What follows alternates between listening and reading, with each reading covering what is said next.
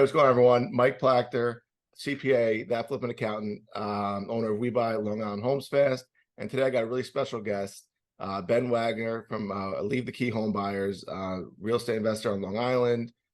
Does a lot of stuff, all over the place, really, but mainly on Long Island and the boroughs as well. And Ben, I really appreciate you coming on the podcast, man. Yeah, not a problem. Thanks for inviting me. Thanks for having me here. Absolutely. Absolutely, man. So I just want to get into I guess tell everyone a little bit about yourself. Yeah, so I kind of had a little, I don't know, maybe a non-traditional path into real estate and into doing this. Like I used to work in Boston. I was doing tech, product management, product marketing for tech startups in a variety of different kind of fields. And I really liked that world, and I was pretty happy there. And during that time, my dad had been flipping some houses with a partner. They started doing a couple deals and then started doing some more.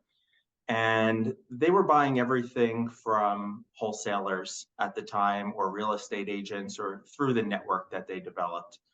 And kind of me with my marketing background, I was like, why aren't you guys sourcing some of your own deals? Your whole business is very reliant on people bringing you stuff, and it didn't seem like a way to kind of control your destiny.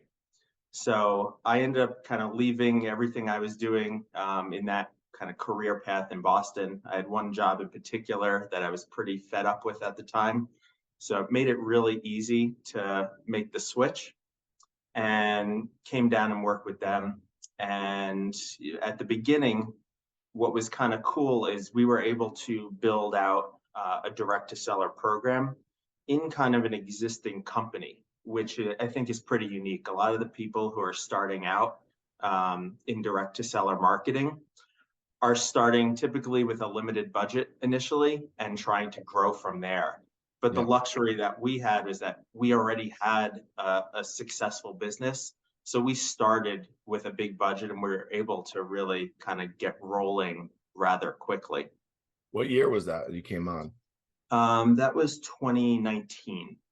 2019. Yeah, because your dad's been around like forever, like a really long time. Yeah. Like Leave the Key, I don't think that's not like that's not a new company. I think you guys have been around for like over decades, Yeah, so he had been flipping houses for probably at this point around 15 years. So like, 10, 11 years prior to that. But we only started the Leave the Key brand when we went direct to seller in probably 2019, 2020 timeframe. We were looking for to create a brand that was not like location specific. Like your brand, for example, We Buy like Long Island. It's very Long Island centric. Yes. And I maybe had grand aspirations, or I didn't want to necessarily pigeonhole ourselves into a specific market. And I think, looking back on that decision, now it has worked out for us because we're doing deals upstate, Buffalo, Albany, Binghamton. We have a deal in Kingston right now. So we're doing deals, I'll say, outside of Long Island and the 5 boroughs. So I think that, looking back on the decision, ended up working out nicely. Okay. No, yeah. Yeah, because I think I remember your dad, and he used to go to those RIAs, East Coast. Well, we're all a member of East Coast RIA. Yeah. And I think he used to go when they were in person. I used to go to a handful of them like back in like 2018, 2019. Okay.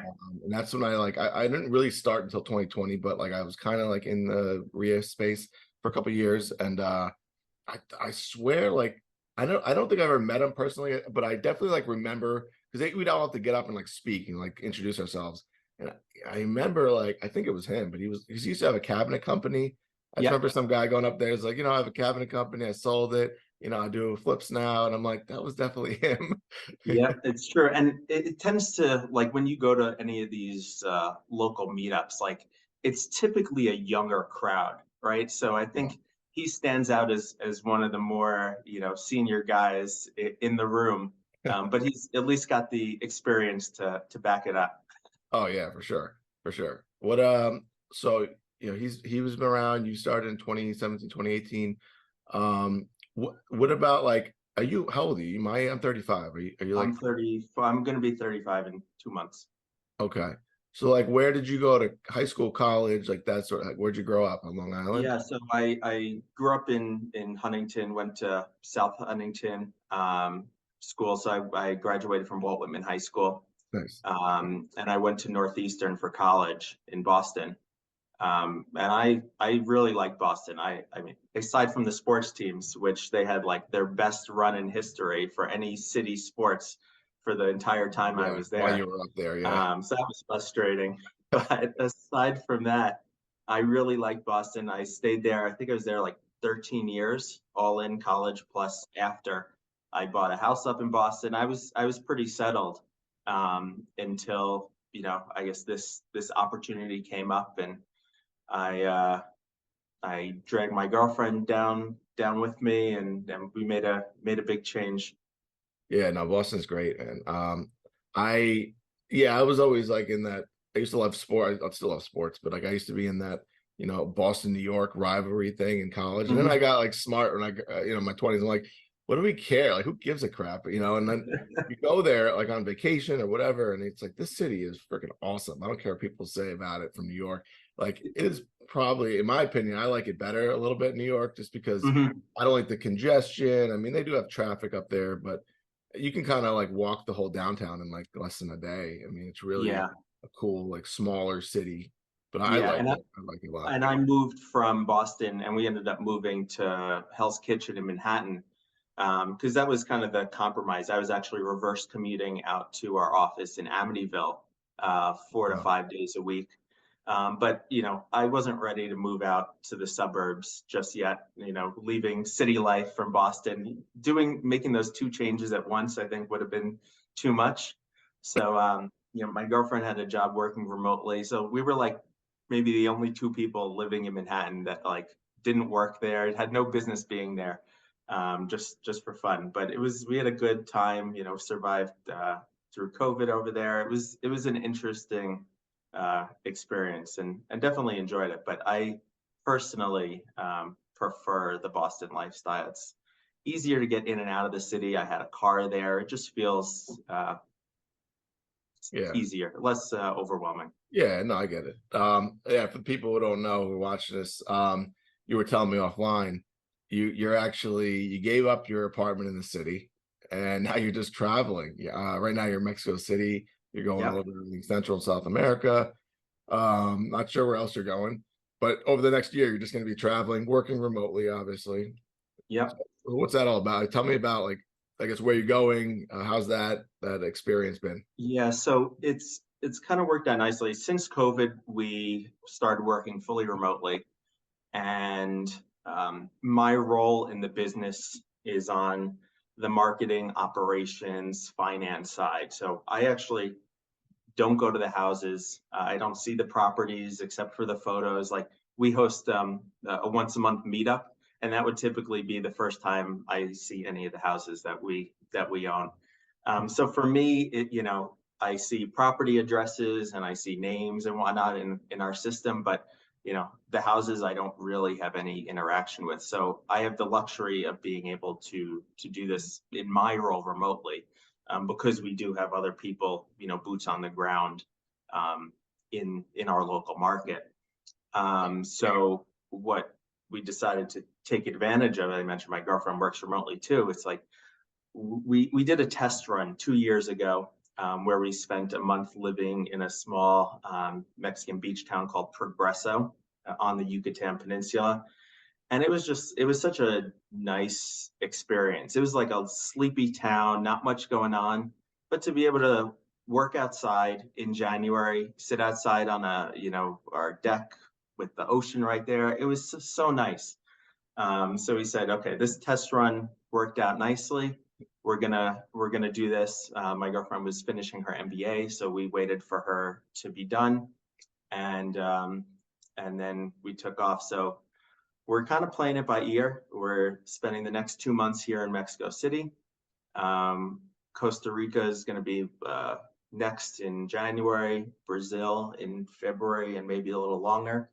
And then we're going to play it by ear. We got rid of our apartment, put all our stuff say in storage, and booked a one-way ticket. Nice. So it should That's be a cool. cool, year or however long we decide to do this before we get bored.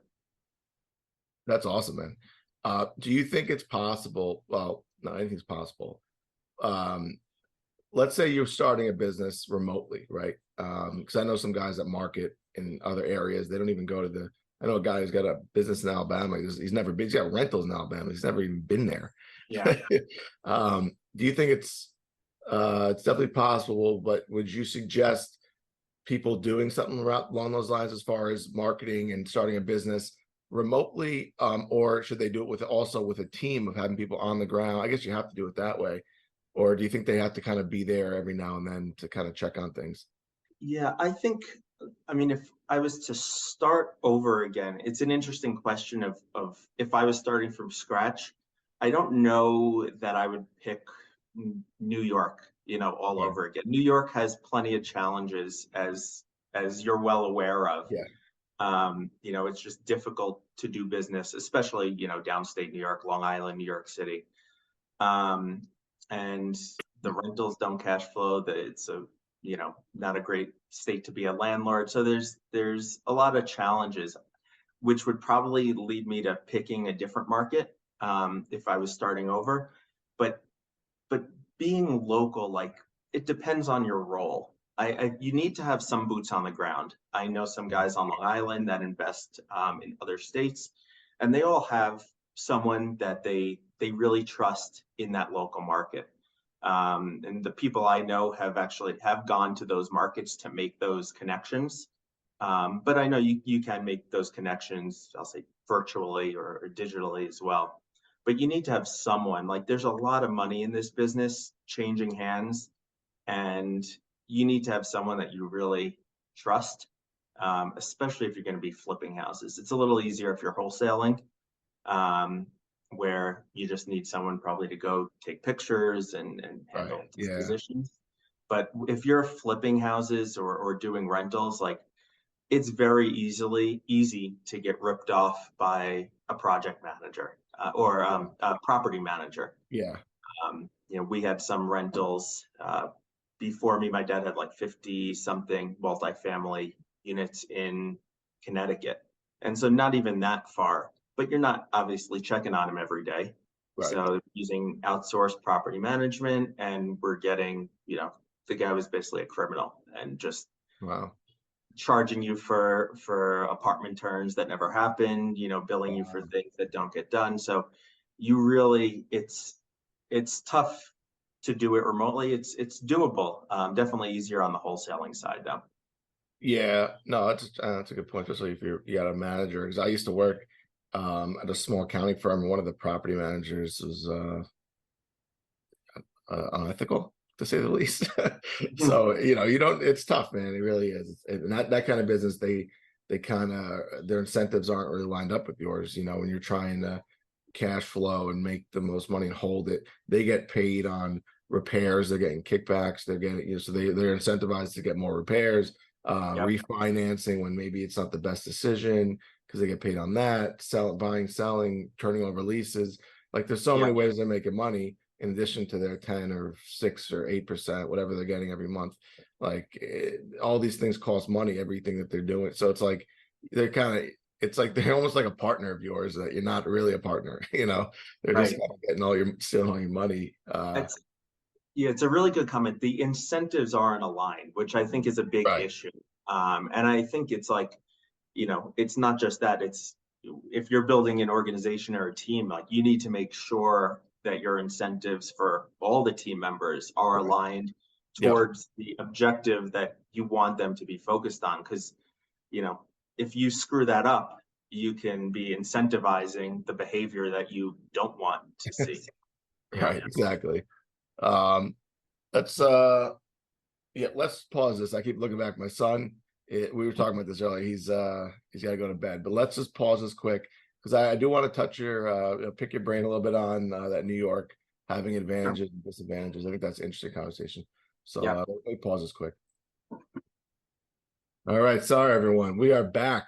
All right, so Ben, I want to talk a little bit about that the benefits and pros and cons of just investing in New York, particularly like flipping and rentals, obviously, because wholesaling is similar all over. You do have to understand a little bit more about the municipalities here than you do out in other areas. But so I guess what would you say are some of the pros and cons? Because you're right, it is tough to do flips here. It really is, and rentals as well, Yeah. versus like another area, Tennessee, North Carolina, wherever else you're investing. Yeah, I want to make one comment on the wholesaling front, because I actually think wholesaling in particular is a lot more challenging in downstate New York than some other markets for a couple specific reasons. One is that in New York, you don't have a due diligence period. And when other investors in other states are wholesaling, and I think New York, it's much better for the sellers, Yeah, because when they're selling to an investor, they want to know that the sale is guaranteed, the sale is done. And with this due diligence period in other states, it means we can go into contract. And then basically during that time, I'm going to look for a buyer. And if I can't find a buyer, I'm going to walk away or try to renegotiate or something like that. right. So we don't have that due diligence period, which again protects the sellers a lot more. But what it means as the investor is you need to be a little more conservative with any deals that you're getting into, because you need to know that you're getting, a decent deal. You can't just, throw something against the wall, hope it sticks, because one way or another, you're going to be stuck, losing your deposit or be stuck buying that property. Um, Yeah, it and makes it so much harder, I think, I don't know. I've never done outside New York, but I think Mhm, it's harder here because you're right. Like if you don't know your numbers, what are you doing? You're just throwing shit at the wall and hoping it sticks. If you're like if you're in other areas, because what's the worst that happens? You lose $100 because you put a deposit right. down. They want 10% in New York. Maybe you can negotiate that, of course, but Mhm, they want real money and they're going to keep it if you don't close. So you're kind of exactly. stuck. Yep. And that real money too, that these 10% deposits, right? You're talking about expensive houses, three, four, $500,000 houses. Yeah. You're putting down large chunks of money. These deposits in other states are enough to buy a whole house, right? And so you need to be pretty well capitalized to do this in New York, just because the houses are expensive, the deposits are expensive, and well, Yeah. we could talk more about it too, but the marketing is very expensive. Yeah, the Uh, market is, we'll get into that. Yeah. yeah. It's what about the buyers though? Like in New York, there's a ton of buyers downstate. Usually if you get a decent deal, you should be able to liquidate it. I had a deal up in it fell apart, but it was up in Buffalo. Mhm. Outskirts, actually it was outskirts of Buffalo, but it was in that general metro area. And I had a deal. It wasn't in the boondocks. It was like literally like Main Street, Yep. like right around the corner from like the main street. Yep. And I was putting it out for like 20K or 30K, like really low, like very, very low. Need a lot of work, but cosmetic, well, more than cosmetic, but needed work. But the Mhm. point I got like no way, there's no real buyers in that Right. town. Like there's like two guys maybe that buy properties. And they were like, my purchase price was right around the same where I was. So it was like no one would have bought the property. I couldn't have wholesaled it. Yep. Like I don't know, in these rural, not even rural, but smaller markets, I feel like there's not a ton of buyers. Yeah, it's a lot tougher. We've been getting a lot of leads like from across the state, and a large percentage of them are from these rural markets. Um, and I know like other people, this is kind of their bread and butter. Like they could build a whole business off it, but it's so not what we're used to and what we're, built for down here. It's hard for me and our acquisitions team to like wrap our head around the idea of buying a house with $100,000 ARV, or because our normal rehab is like 120. So, Right. this is a house that needs everything, and it could be worth 100 when it's done. It's like that house to me is worth. You'd have to pay me to take it, Right. But up there, it does have some value. I think the expectations are a little different. The costs are different, but we're just not used to it. And I definitely know that's an area of our business where we're not, taking full advantage of. but it's also like, where do we want to spend our time doing Right. a bunch more of these kind of smaller rural deals, or focus kind of where our bread and butter is, where we have our team and whatnot locally. Yeah, I can't wrap my head around all of the construction costs in some of these rural or just out of New York area markets, right? You hear people, in Detroit or North Carolina or wherever, and they're like, going over watch a video, let's just say on Instagram or YouTube. I see a guy going over the scope of work, and he's like, "Oh, it's 35,000. You should be able to do all this." And I'm like, "What? Like a gut rehab for 35,000? You're out of Right. your mind. If you you're out of your mind if you can do that for 135,000." Right. Yep. But it's just wild. And I guess in some of these areas outside of New York, it truly is cheaper. But I don't know. I mean, yeah, right. So how do the numbers work? Like, how do you break it down and make a flip work? If the ARV's 125,000, Right. it needs everything. Exactly. I Yeah, just and the deals we have done in some of these other markets, like I mentioned, Buffalo, Binghamton, Albany, we've partnered with someone local on those okay. deals, Okay. because like I said, it's not our forte. We have some troubles with it.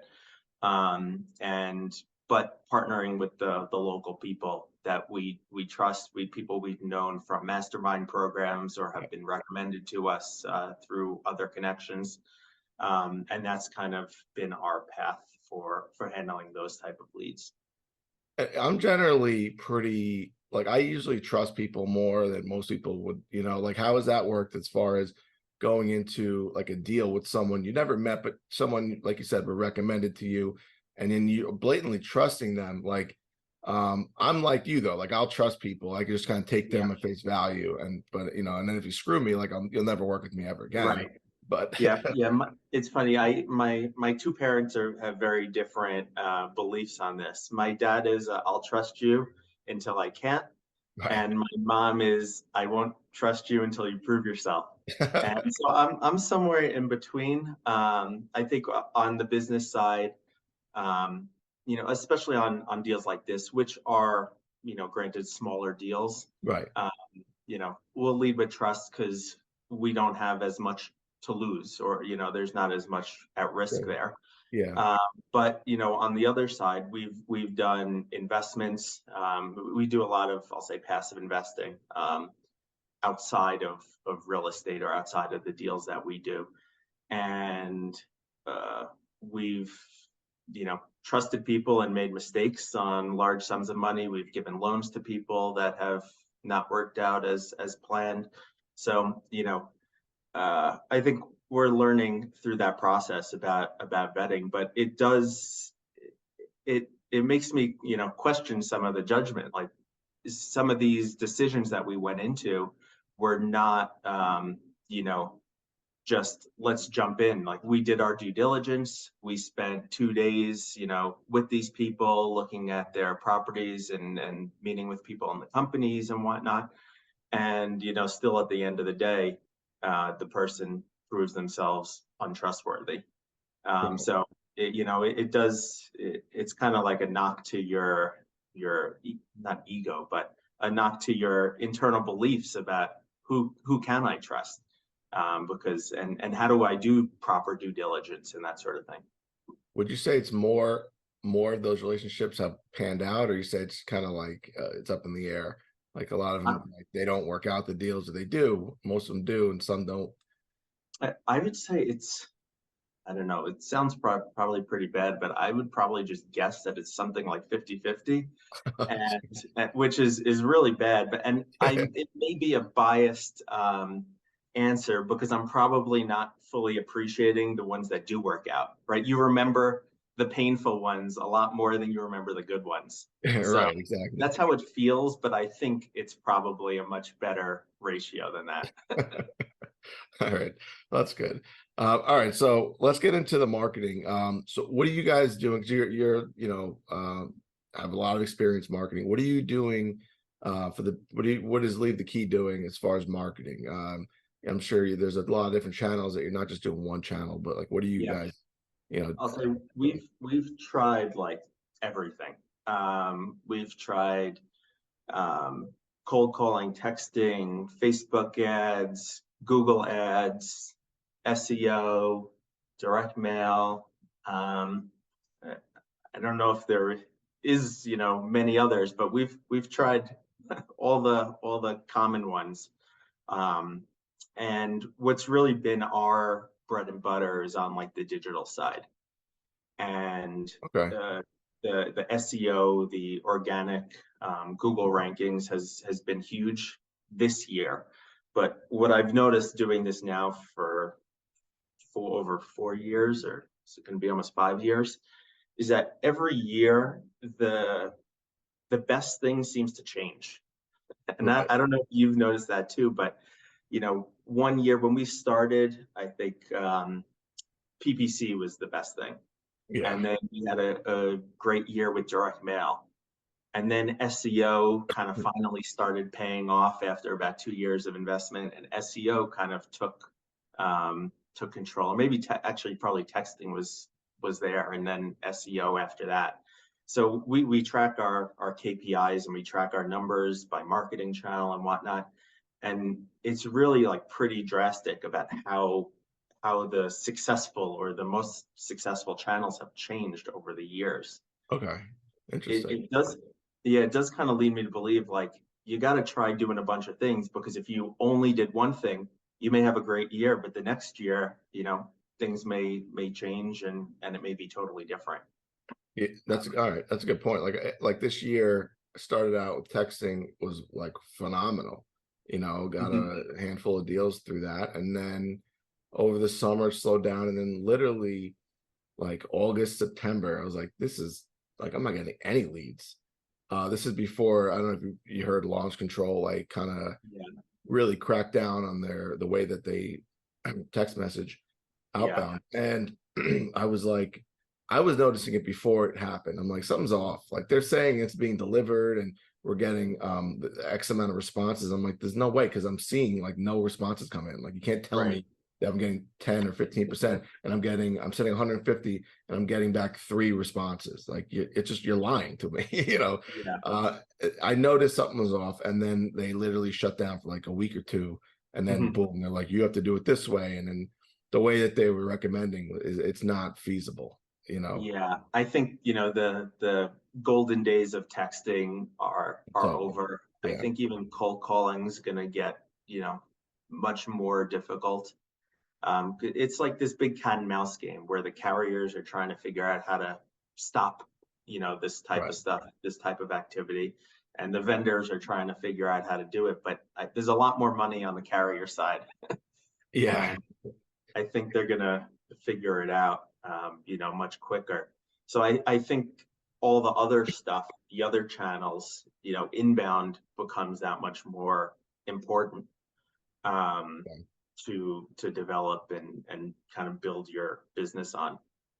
Yeah, because like those people, think about it, they need to sell their house. So it's a matter of where they're gonna go next. Um, so I'm like, I don't know the answer. I wish I did. I know like there's direct mail, there's like all the PPC digital stuff. And then there's always relationships. You always got to think like the local realtor, maybe they get that call. And then having that relationship with the realtor is key. I don't know the answer, man. I wish I did, because I would put all my focus on that. Right.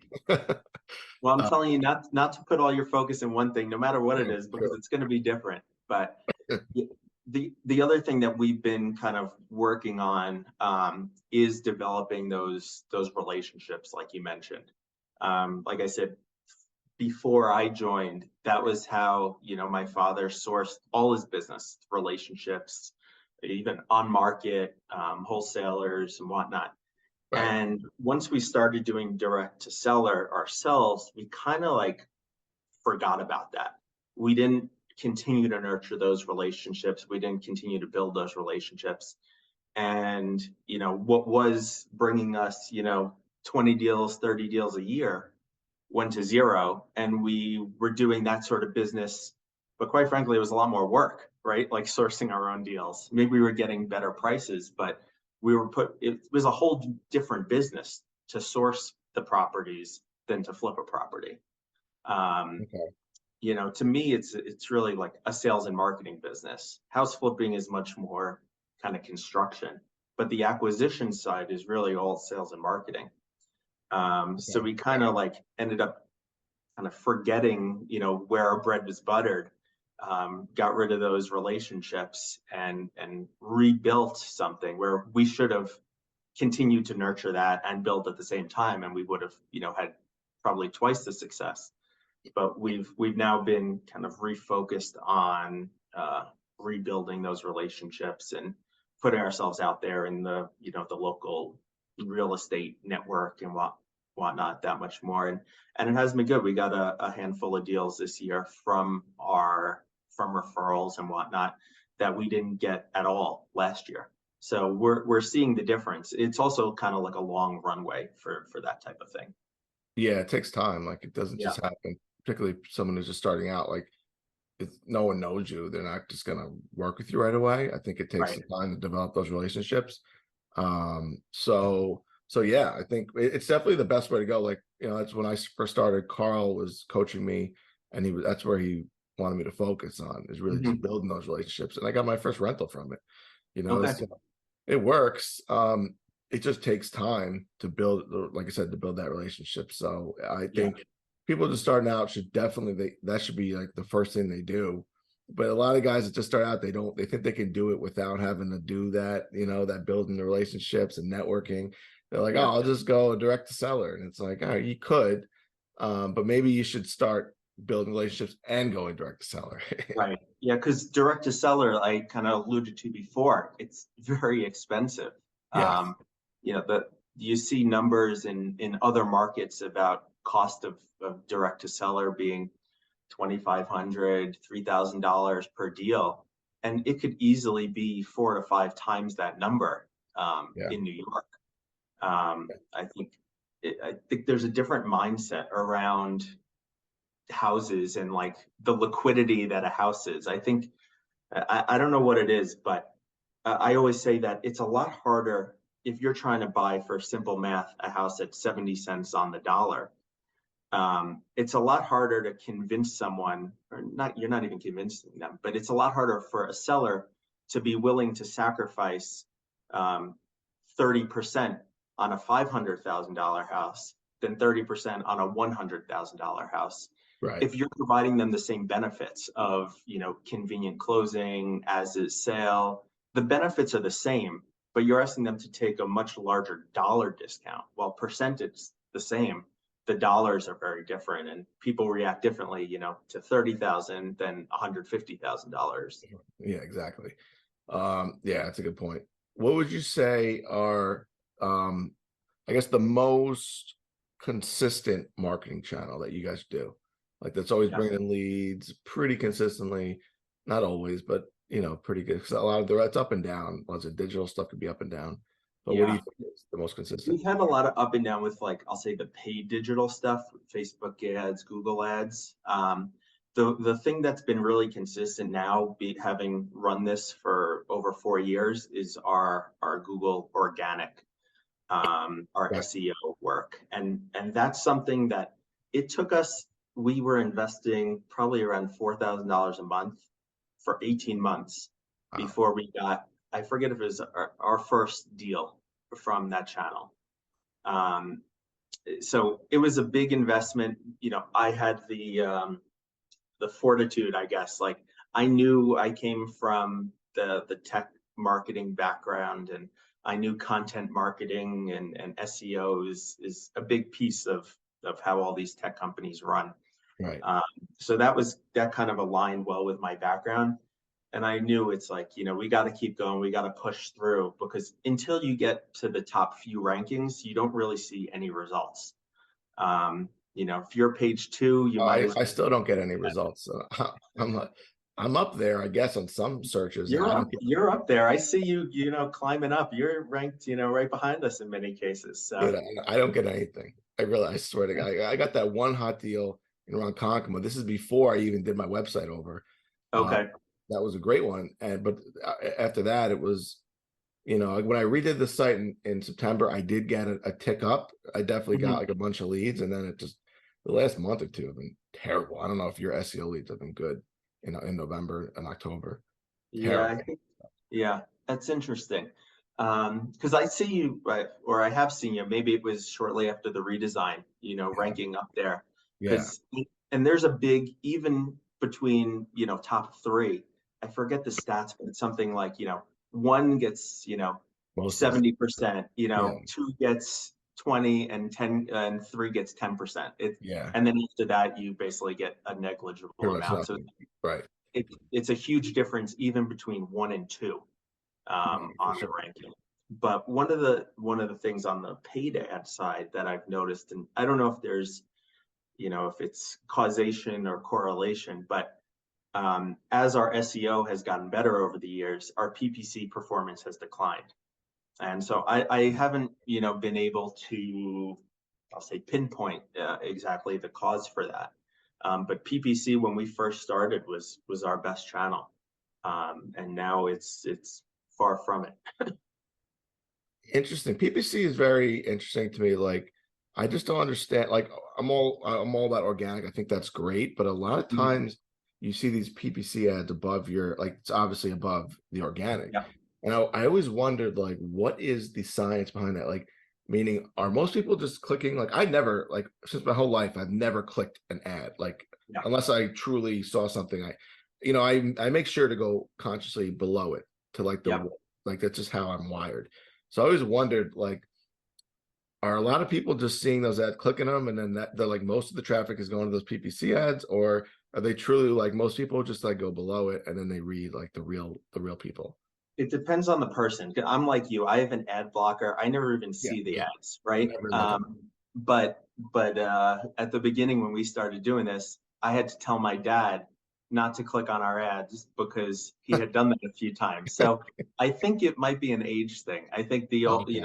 older population don't necessarily know that those ads up top are, pay for placement type of situations. Yeah. But if you Okay. want, the true stuff, you go right below the ads and you see who's organically ranking well. So I think it's an age thing. Okay. But I haven't actually looked at, the demographics of our leads that have come through those two channels to compare. But that's just kind of my feeling about, in general, the ones who are clicking on ads. I think most of the people that sell to us are like in that they're like 55 and older, Definitely. Yep. right? Like you look for people that have equity, people that might maybe have owned for a long time, like that might be a criteria or not. I've gotten deals where they've owned for 3 years uh Hmm. and they would never be on a list like that was Right. marketed to. And I smartly, I guess looking back, marketed to this list. I marketed to like a general anyone in the town list, you know what I mean? Mhm. Who wasn't on the MLS, and I got a deal out of it. And the guy never would have been on a list of someone's. Yeah. So I thought that like so anyway, but most people though are like 55 and older, have been there for a long time, have equity, and maybe there are just other distress factors, but like they're usually older. Yeah, definitely. And an interesting point about kind of, getting a deal out of that broad list. So we spend a lot of money every year on our lists and trying to, like, I'll say, guess who's going to be a seller, right? Yeah, Who's going to be a client so that we can market to them. The leads that we get in through our website, and this is really interesting, are not typically anyone we've identified that we're marketing to. really. So So the it's like, deals you close through SEO are not generally in the category of people. correct, which is super interesting. And it makes it seem like the all the money we're spending on our list seems worthless. Useless. But it is really interesting. We try so hard to guess who's going to be a seller, and the ones that come to us and volunteer are not the ones that we would have picked out of, the crowd. So you spend all this time and money and effort trying to do that, but part of it's just about, putting yourself out there in whatever way, whether it's social, organic, or, you got to get in front of people, Right, um, because, this is like the 1 or 2% of the market that sells to an investor, right? right. Everyone knows how to sell a house with a realtor, But selling to an investor, not everyone even knows that's an option that they have. Right. And So then you just have Google to, something like, I want exactly, this, and then you pop up and you can explain this is what we offer. And they're like, okay, that's what I need, right, um, exactly. because there's reasons to sell to investors, like they could be hoarders and they don't want their neighbors walking in and being like, you know, at the open house. They just want to sell it Yep. off market. Yeah, needs repairs, inheritance. You do a lot of inheritance, with non-local heirs. Like, they can't be Right. bothered. They don't know anyone down here. They don't want to have to clean out the house. There's a lot of reasons. That's an interesting one though. Like, I think that's a great list. Like, how would you guys target that demographic of people? Because a lot of times when you're looking at like the probate list, those people passed and that was months ago. A lot of Mhm. times they sold it already, or whatever. Like, there's other reasons, but I wonder if there's a way to to see that or get in front of those people. I don't know, like before it gets to that list. Like, I don't know, like what are some ways? Yeah, I guess I content SEO think, wise could be one. yeah, the SEO, that's kind of been how we've relied on that. We actually have a bunch of content around probate, um, Okay.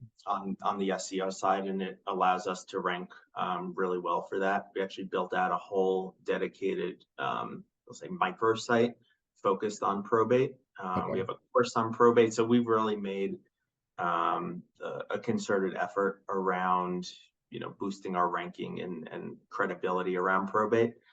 Um, so in terms of getting them before probate, I think the only thing I've heard of, and we don't do this, is like looking at obituaries, which is quite morbid. Uh, but I think, until they're or buying lists of people that do that. But I think until they're, filed for probate on the public record, I think it's tough to track down. All right. Yeah, I don't know if there's a way like through Facebook or something to do that. I don't know. I was just thinking outside the box. Yeah. It was interesting. So I thought you'd say when the most consistent. I thought you'd say direct mail. I'm shocked Um, you didn't say that. yeah, no, What's your direct experience mail. with direct mail? It's been, I mean, we had one year where it was like a top performer. But like this year it's been pretty low. Last year it's been pretty low. We're getting returns. We're getting like maybe like a 4x return. But nothing, so Okay. which is kind of like stable. Yeah. But it's nothing exciting, right? Right. But the interesting thing about, I don't know, I think this business in New York in general is that it's so lumpy. Like the Yeah. deals are individually bigger, but they're harder to come by, which is why we have that high, cost per deal, marketing cost per deal I mentioned. Right. But the deals are very lumpy. So it's like you could go 6 months and not get a single deal from direct mail, Right. and then you could get one really big one that will make the whole thing, worthwhile. Yeah. So it That's how it makes is. it very hard. I almost like, it's almost hard to say, like, that's why it's not consistent for us. I mean, we can get a handful of deals, we can see that ROI, but it's not good for a deal a month, surely. Interesting. Yeah, Yeah. like I'm doing it now and just started out. Again, maybe I'm just having shit luck, but having bad luck in November. Um, Mhm. and I just started, so I think it's going to take time to build the momentum with the leads. Yeah. So I'm thinking that's part of it. So you do need deep pockets, I think, to do this. Like whoever's new, like you can't just expect a deal after one mailing. I'm two mailings in already, and maybe it's the holidays too. I don't know if that has anything to do with it, but it's very slow right now. Not getting Yeah. many calls. Q4 has across the board been a slower quarter for us. Okay. And then we will typically get some good leads in at the end, like December, that we end up converting in January timeframe and hit the Yeah. ground running. But Q4 has, I think, the last 2 years I recently looked at, been our worst quarter. I Yeah. think, also with direct mail, we recently had the election. I think doing mail during election time when everyone's getting tons of junk mail Right. is is a tough time to kind of be in the stack. True. Yeah. Um, but it's so much about that follow-up. You could mail the same, that same list, 6, 7, 8 times, and new people are going to pop up, Right. along the way. I think so much of this business is about like getting the timing right, being in front of the right person at the right time. Um, and that's why you got to keep sending it. Yeah, I think yeah, it's all timing. You're absolutely right. So let me ask you something. What do you say is like the most profitable marketing channel? Because I was going to ask like what gives you the most leads, but just because you have the most leads doesn't mean they convert. So it's like, Right. what's one of the more? Because for me it was texting. I was Hmm. getting almost 10 to 1. It was like 9.7 to That's 1. awesome. It Yep. was great. It was a great channel. Now it's probably good. I don't even know if it's going to work. I'm going to keep doing it until I shut it down, but it's probably going to be zero. Mhm. So that's interesting. But that's kind of gone. So like what else would you say? Direct mail, consistent, maybe like 4 to 1, but lower, like dollars, return on ad spend. What would you Yeah. say is one of the better ones?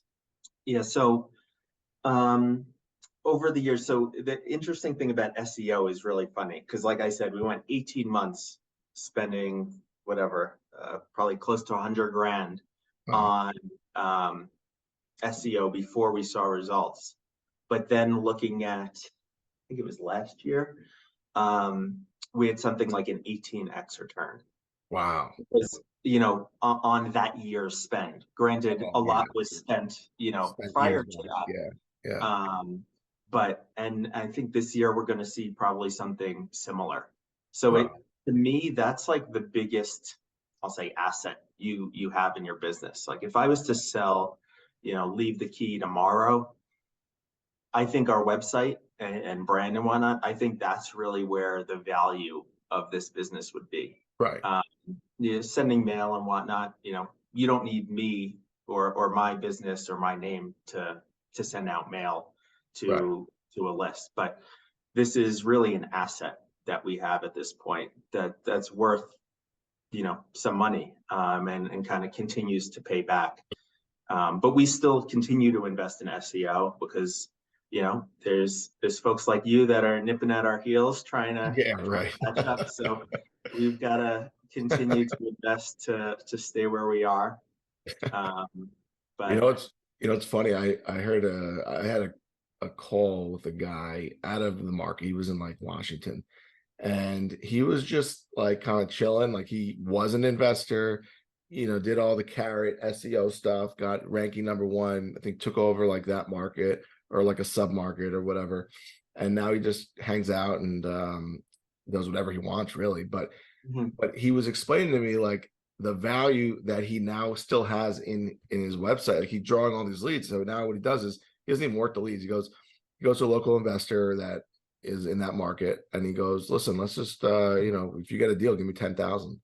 mhm, So and he does it, let's say a deal a month from his website that he uh-huh, doesn't do anything for except for like SEO stuff.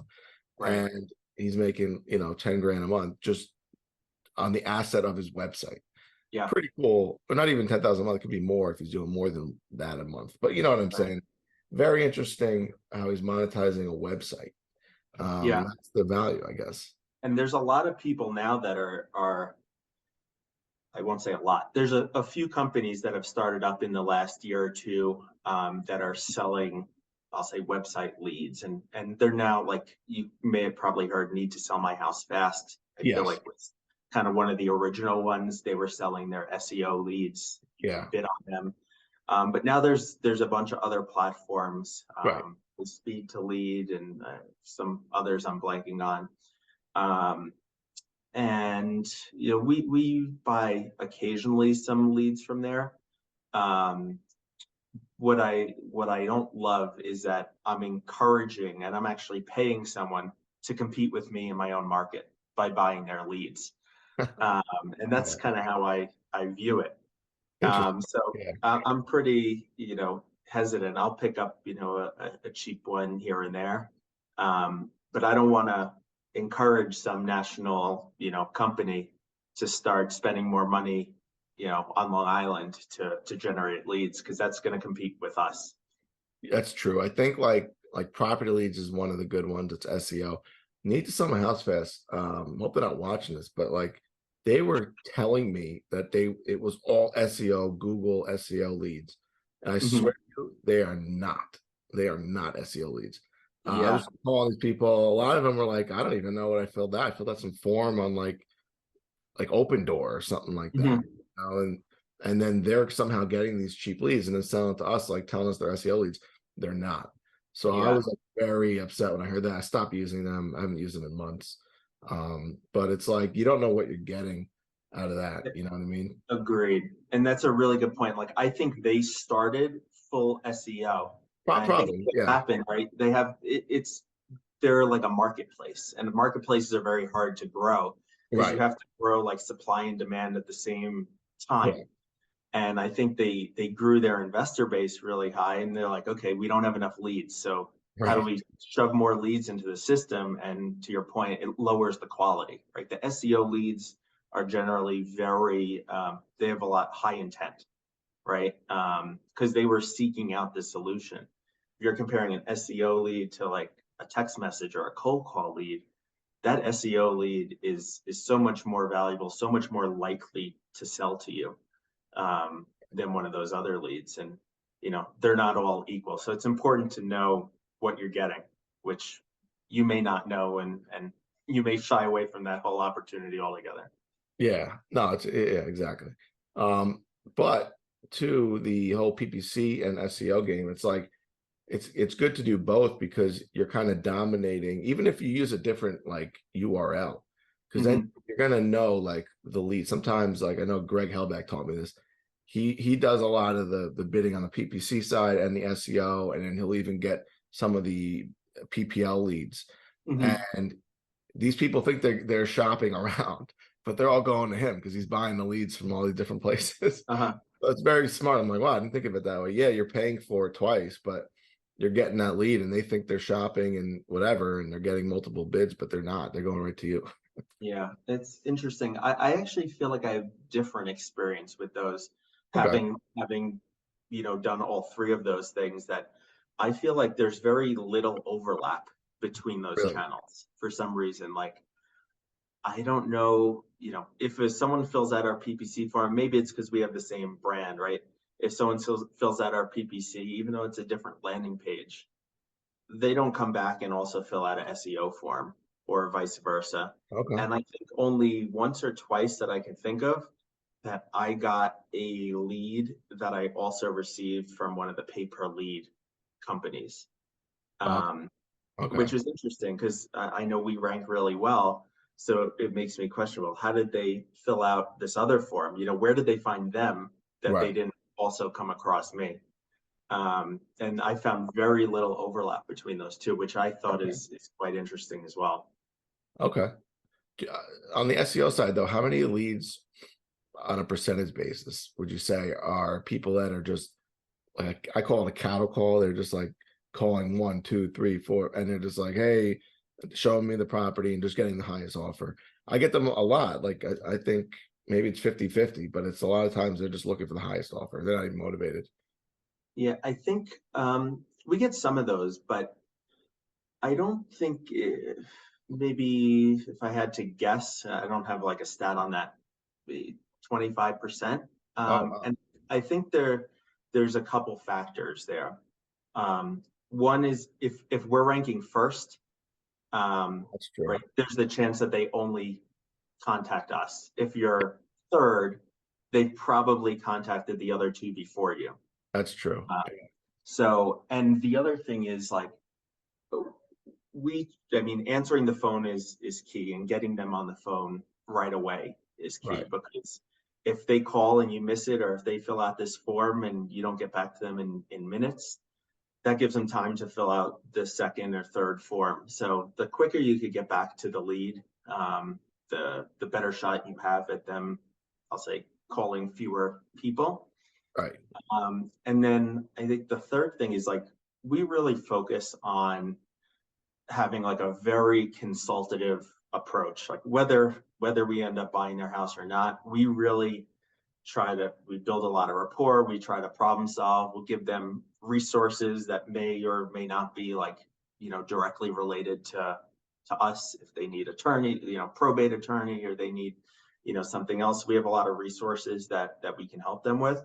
So, I mean, our goal is to build, even on that initial call, a level of trust and rapport with them, that when people have said this to us, I was going to call someone else, but after these 45 minutes speaking with you, Oh, I want to work with you. I don't know what your offer is. You haven't come see the house, but I like you. I trust you. I see you guys have good reviews, wow. and you can sell them. Sell them is the right word, but you can I'll say Yeah, close them before you even credibility. make an offer. Exactly. So that's a big piece of what we do, is Wow. focusing on just being genuine, being helpful, and you become that trusted advisor, right? Instead of being, a slimy investor, you're a trusted advisor in whatever the situation that they're going through, and that's I can't tell you how much that helps. Wow, interesting. All right. Last question. Do you guys do like Facebook ads at all? We've tried Facebook ads on and off over the years. We're not currently running them. We've had, I'll say, mixed results. The biggest actual takeaway that I have, from Facebook ads has been in getting us out there in, I'll say, the real estate professional arena. Uh, I think the first time we met in person was at brewery, yeah. like a year and a half ago. Yep. And at that event, we were running Facebook ads at the time, and some of the ads are me walking down the streets of New York City, doing like a selfie video. And there were multiple people at that event that came up to me and recognized me from the ads. And I think there were more people that recognized me there than I think we got, like, deals from Facebook ads. But Wow. it made me kind of think that, it's interesting for just talking about building out like referral network, and building your status in the industry. Brand and stuff. Yeah.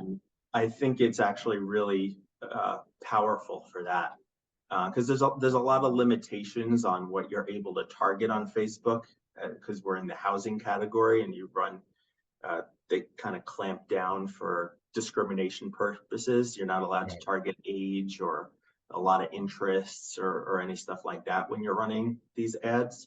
Interesting. Um, but I think there's a lot of, you could target people who are realtors, and that's kind of an available targeting characteristic. So I think we haven't played with it. That wasn't our focus when we were running those ads. That was like a byproduct.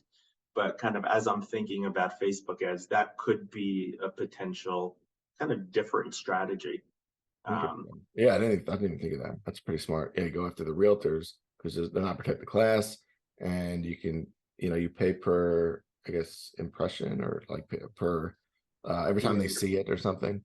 Yeah, You can get like, but it's cheap, so you can get like a lot of people to see it. That's why right. I kind of liked it. I thought it was interesting, and there's so many data points, I feel like, on Facebook. That's why I thought, I've never done Facebook, but I just thought it'd be easier to do that. You could say, I want to do this is what I'm going after. I'm going after this. I'm going after that, and send them out. And all these people will just see your ad, and then you have a form, and then I don't know. I just thought it would a good way to market, but I didn't Yeah, know anyone that's ever done it really.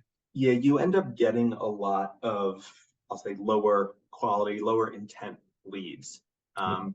You get, depending on how you do it, I would probably recommend running to a landing page, because there's a bit more context around what they're filling out.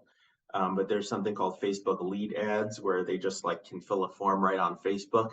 And when we've tried that, we get a lot of people who, I'll say, clearly weren't reading the messaging. They're looking to like rent an apartment, or buy a house. Okay. And the messaging really is, I'll say pretty clear in that Right. that's not what we do, but they see real estate, they fill out a form, or there's plenty of people say, oh, I don't remember filling that out. So the lead quality is lower. It's probably similar to like a cold calling type of lead, Okay. because you know they're not seeking you out. You're kind of in front of them, and they happen to see it, and submit their information. So you've got, you have a harder time getting hold of them, getting them on the phone. So there's more follow-ups and that sort of stuff required to make that channel work. Nice. Okay. That's very interesting. All right, man, dude, I really appreciate you coming on and, sharing all that knowledge with me is great. I'm sure No everyone, problem. and maybe like the 6 people that watch this, I'm sure they they had a lot of value, got a lot out of it as well. Awesome. Well, thanks for having me, Mike. All right. Appreciate it. Yeah, thanks so much. Oh, where can people just, reach out to you, like your cell phone or not even cell phone, just like your email, whatever people want to do to reach out to you. Yeah, so our website's leavethekey.com. Our Instagram and TikTok and all that other stuff, we're just at Leave the Key. If you want to message me directly, although I'm kind of the guy who sees all the messages that go to Leave the Key anyway, so that will work. But my personal Instagram is Wagner Ben H. And or you could email me at bwagner@leavethekey.com. Awesome, man. All right. Well, thanks a lot. I appreciate you coming on, man. Thank you. Have a All good right. one. Have a good one. Bye.